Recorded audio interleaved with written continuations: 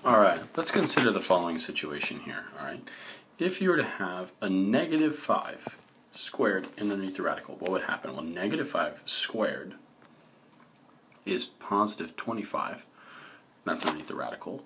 And since there's no plus or minus out here, that means we're looking for the principal root, which would be the positive square root of 25, which is 5. So by putting it through this, squaring it, and taking the radical, it ends up positive. So the shortcut to that is if you have some number in here squared underneath the radical, the answer is going to be positive. So, well, that means that if you put like an x in there, x squared underneath the radical, when we go to write this answer, yes, the answer is just x, right? Because the radical sign and the square cancel out. But you need to include absolute values now. All right?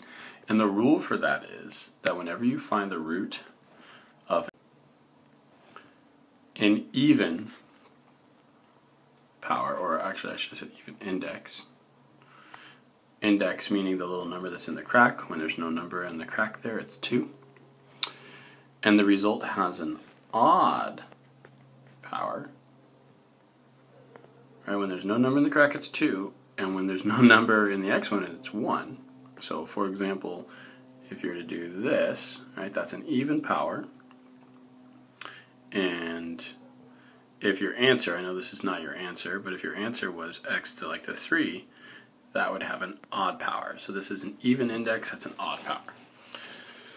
So whenever that happens, you must add absolute value signs to make sure the answer is not negative. Okay, so let's do a couple examples here. Here I have x to the 8th and an 8. Well, obviously the 8's cancel each other out. Your answer is just x. However, the number in the crack, the index, is even. My exponent here is an imaginary 1. That's an odd number, so we need to put absolute value signs. Alright, let's try the same thing here. We're going to need to do the 4th root of 81 and a plus 1 to the 12th. Well, I would just do the 81 part first. That's the easy part.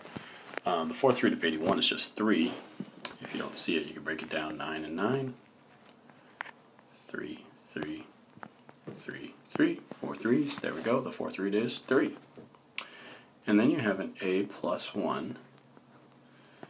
12th power. 12 divided by 4 is 3. So we don't have to really worry about the 3. We know that it's positive and it's written as a positive number. We really only have to worry about variables. Well, check it out. 12 divided by 4, 3. 4 is an even number. 3 is an odd number. So we need those absolute value signs. There you go. Alright. This last thing is just kind of a really cool trick for estimating square roots. I'll show this to you and then we're going to be done. Alright, there's the step-by-step process in case you want it, but I'm going to just teach it to you here real quick.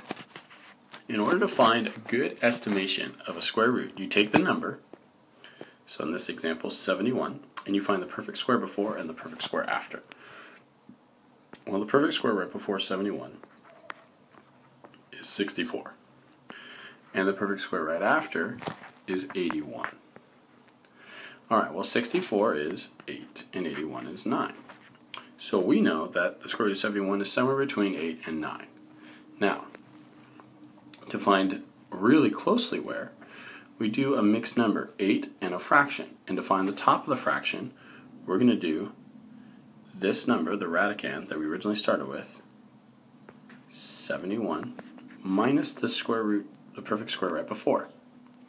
And to find the denominator of my mixed number, I'm going to do the next perfect square, 81, minus 64.